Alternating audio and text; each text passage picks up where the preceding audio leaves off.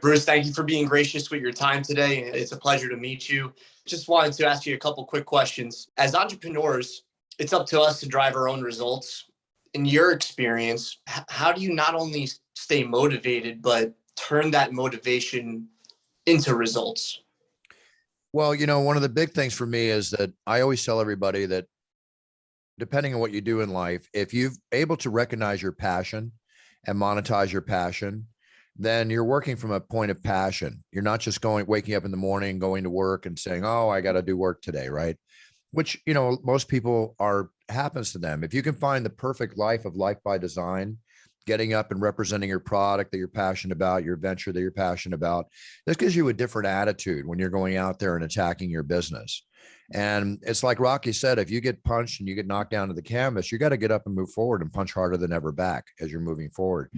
And having passion for what you do and truly believing in what you do and your product and in yourself, this allows you to do that. At the same time, it gives you self-motivation when you wake up in the morning, because when you think about it, when I say, may God bless you, I mean, whoever your God is, I hope they bless you, because there's a number of gods out there. But in reality, God stands for governor of your own destiny. No matter where you get your strength from, other gods, whatever, ultimately you're God. You have to make that final decision, right? So if you're strong within yourself, realizing that you're the reason that you're motivating yourself, that you're doing this, that's going to give you more power to move forward. And when you're representing your product or your venture or your service, it'll come across to your potential client or your clients in a more, shall I say again, passionate way, where they say, well, this guy's really into what he's doing. He really believes in what he's doing. And then when you ask for the sale, you're coming from a point of strength and not a point of weakness. Absolutely. And it doesn't come off like a pitch either, because it's something you really enjoy and you're genuine and you bring that authenticity to the table, right? Yeah. I like to say it as like, don't sell, tell, right? Yeah. I mean, none of us really like to be sold. Okay. At hard sale. I mean, obviously we are, but if you're telling somebody and the product sells itself, or you're a representative of the product of the products, tell it, don't sell it, tell it. You're still selling it. There's sure.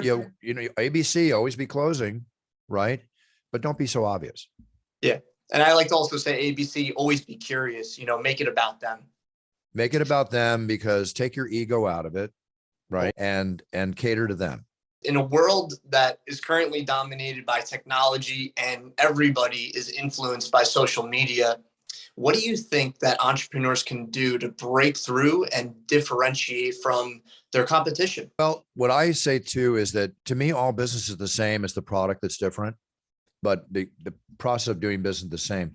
The industry that you're in, whatever it might be, if you're selling a widget, then look at the top 3 or 4 companies that sell that same widget, right? And analyze what you think is the success formulas they use to get where they're at. And it's like when people say, how can I be an announcer? I don't tell them to copy. Say, don't copy me. Look at everybody out there, juxtapose it, and create your own style. So when you look at these other companies that are in the same business you're in, learn from them, right? And ask yourself, what is it they're doing? But don't try to get so complicated to reinvent the wheel in some complicated fashion.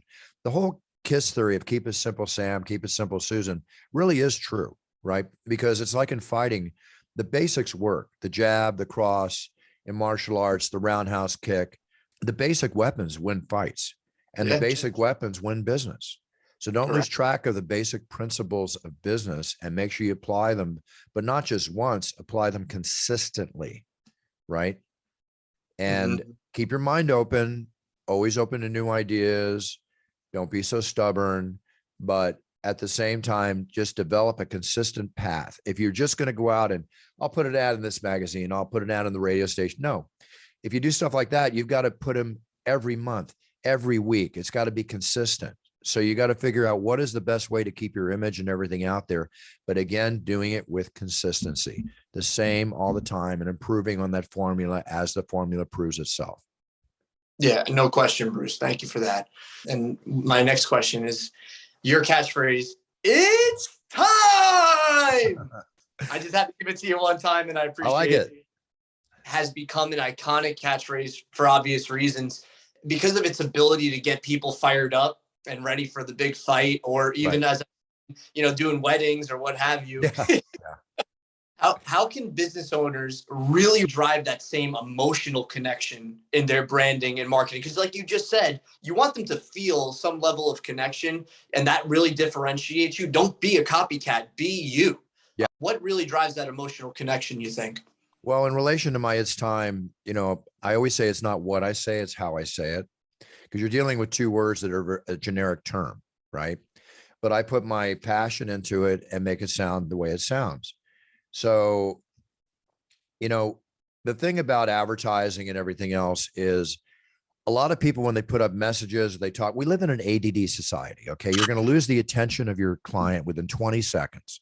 Absolutely. Right. So when business people come to me for videos to do for Instagram and stuff, well, I'd like you to do this script. I go, no, you don't.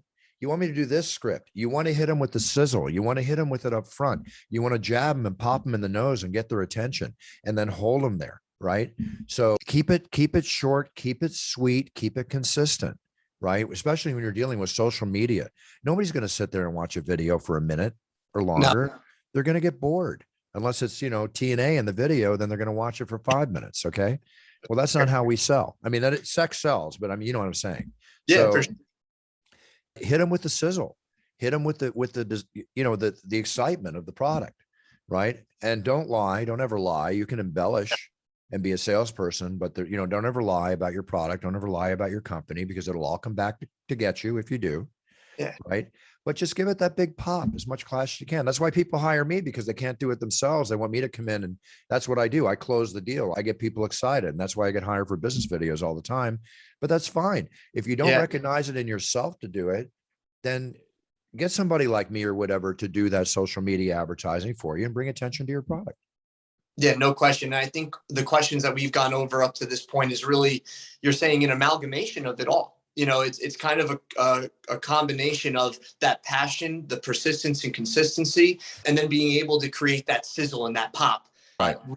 Will bring you to the next level. And I know we're coming close to the end of our time here, Bruce, and I thank you again. I've heard you use the phrase taking the puncher's chance, right? Which I call taking a leap of faith. How much time should young entrepreneurs or business people, before making a decision like that, how much time should they invest in calculating the risk before they take that puncher's chance or that leap of faith? Because so many people get stuck, let's just say, in a job, and they might be feeling like they want to burn the boats and move on to something new, but they don't really think about it beforehand. How much of the time is needed to calculate that before you take that puncher's chance? Well, as you know, that's why I named my bourbon Puncher's Chance. It's all about how one punch can change your life. Absolutely. And I've won 6 gold medals with this, so obviously my Puncher's Chance is paying off. It's doing great. But in answer to your question, everybody's different. But first off, it's like I say on my podcast, before you step on that yellow brick road, right, get as much knowledge of everything you have and know what you're doing before you step out there. And when you do, it's about performing at your best, whether you're first, second, or you're the champion, or you're 10th place, whatever. If you're performing your best, then you're winning. You're giving it your shot. But if you're in a job and you're going to be an entrepreneur and step out of that job, you really got to consider the fact, you've got your bills to pay. You've got things to do. You should have a plan of action. Maybe not quit your job right away. You want to be comfortable. You don't want the stress of no money in the bank, no money coming in. So give yourself a time limit. Is it 6 months? Is it 12 months? Set yourself goals, but set your goals realistically. Like people might say, let's say somebody makes, 30,000 a year, and they're like, well, I'm going to start a business. I'm going to make $100,000. Well, you know what? Make that 30,000 you've been making now. Get there. Once you see that, then you can see 50. Once you see 50, then you can see 75. You can see 100, and then God knows what. I hope that it's limitless, right? But be realistic with yourself. Don't kid yourself.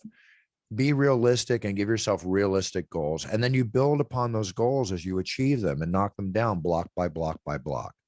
Yeah. But if you're coming from a point where you have a job and you're starting a new business, you need that security to pay your bills. So you can quit and go after it, but I wouldn't do that until money's coming in.